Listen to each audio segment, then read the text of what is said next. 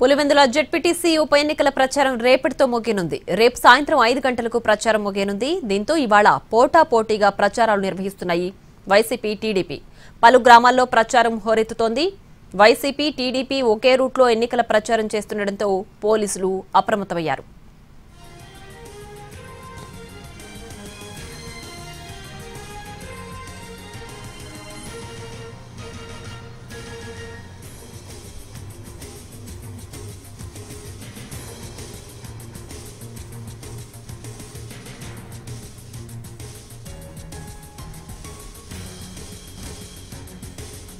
రైట్గా ఇదే అంశానికి సంబంధించి మరింత సమాచారం మా ప్రతినిధి రమేష్ సిద్ధంగా ఉన్నారు అందించడానికి. పులివెందుల జెడ్పీటీసీ ఉప ఎన్నికల ప్రచారానికి సంబంధించి రెండు పార్టీలు కూడా రోడ్ షో ఒకటే టైంలో ప్రారంభించాయి. ప్రస్తుతం అక్కడ భద్రతా ఏర్పాట్లు ఏ విధంగా ఉన్నాయి?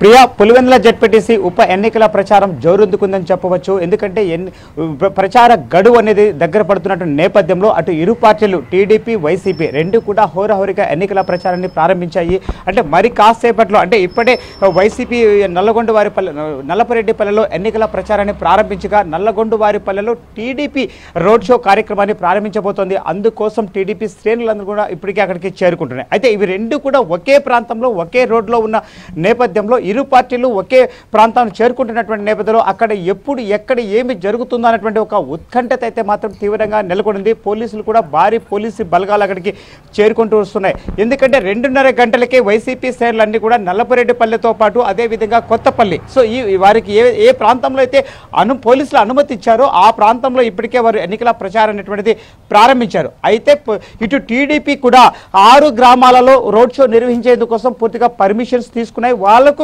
వీళ్లకు మధ్య 1 గంట తేడా ఉండేలా రోడ్ షో నిర్వహించాలని చెప్పి పోలీసులు సూచిస్తున్నాయి. అయినప్పటికీ కూడా నల్లగొండవారిపల్లెలో టీడీపీ మరి కాసేపట్లో రోడ్ షో ప్రారంభించబోతుంది. ఈ రోడ్ షోలో జిల్లా ఇన్ఛార్జి మంత్రి సవితతో పాటు అదేవిధంగా సమాచార శాఖ మంత్రి కొల్లు పార్థసారథి వీరందరి ఆధ్వర్యంలో భారీ రోడ్ షో నిర్వహించబోతున్నారు. అంటే బీజేపీ నేతలు సైతం ఈ యొక్క రోడ్ షోలో పాల్గొంటున్నారు. సో ఎక్కడ ఎటువంటి అవాంఛనీయ సంఘటన చోటు చేసుకోకుండా ఇప్పటికే నల్లపరెడ్డిపల్లి, కొత్తపల్లి, అదేవిధంగా మోట్నూతులపల్లి, సో ఈ 3 గ్రామాలకు చెందినటువంటి 11 మంది వైసీపీ నేతలను పోలీసులు తెల్లవారుజామున అదుపులోకి తీసుకున్నారు. ఎందుకంటే ఇరు పార్టీలు కూడా అక్కడ హోరాహోరీగా ఎన్నికల ప్రచారం నిర్వహిస్తున్నటువంటి నేపథ్యంలో ఎప్పుడైనా సరే ఎక్కడైనా సరే ఏదైనా అవాంఛనీయ సంఘటనలు చోటు చేసుకుంటాయేమో అన్న ముందస్తు జాగ్రత్త చర్యలో భాగంగా పోలీసులు ఈ చర్యలు తీసుకున్నట్టు తెలుస్తోంది. ఏది ఏమైనప్పటికీ కూడా అటు రెండు పార్టీలు ఒకే ప్రాంతంలో ఒకేసారి ఎన్నికల ప్రచారం అనేటువంటిది నిర్వహిస్తుండడంలో అటు టీడీపీ, వైసీపీ శ్రేణిలో సైతం ఒక ఉత్కంఠభరితమైనటువంటి పరిస్థితులు అక్కడ నెలకొన్నాయని చెప్పవచ్చు. ప్రియా, మ్యాప్ కూడా సిద్ధమైపోయింది కూడా రోడ్ షో చేయడానికి. అంటే రేపు సాయంత్రం 5 గంటలకల్లా ప్రచారం ముగుస్తుంది. సో ఎంత కాదనుకున్నా అక్కడ ఉద్రిక్త పరిస్థితులు నెలకొనబోతున్నాయి అని పోలీసులు కూడా అక్కడ భద్రత పెంచిన నేపథ్యంలో అసలు ప్రస్తుతం అక్కడ పరిస్థితి ఏ విధంగా ఉంది? ప్రియా, ఎందుకంటే ఇరు పార్టీలు కూడా ఒకే రూట్, అంటే మనం తీసుకున్నట్లయితే ఇటు పులివెందుల నుంచి ముదిగుబ్బకు పోయేటువంటి హైవే పైనే ఈ 2 గ్రామాలు వస్తుంటాయి.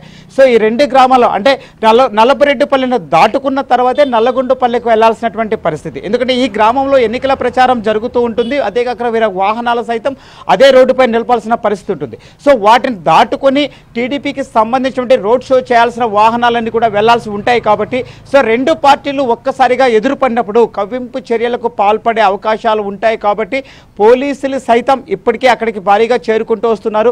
అయితే ఇప్పటికీ చేరుకున్నటువంటి టీడీపీ, వైసీపీ శ్రేణులు అందరినీ కూడా సమీప ప్రాంతంలో అంటే ఏదైతే నల్లపరెడ్డిపల్లి వీధులు ఉన్నాయో ఆ వీధుల్లోకి వెళ్ళేలా ప్రచారం చేసుకోవడానికి వెళ్ళేలాగా రోడ్డు పైన ఎక్కడ కూడా ట్రాఫిక్ ఇబ్బంది లేకుండా అన్ని చర్యలు చేపడుతున్నారు. అంటే మనం చూసినట్లయితే ఇప్పుడే పులివెందుల నుంచి కూడా వైసీపీకి, టీడీపీకి సంబంధించినటువంటి అన్ని వాహనాలు ఏదైతే రోడ్ షో చేయాలనుకుంటున్నాయో ఆ వాహనాలన్నీ కూడా ఇప్పుడే బయలుదేరుతూ ఉన్నాయి.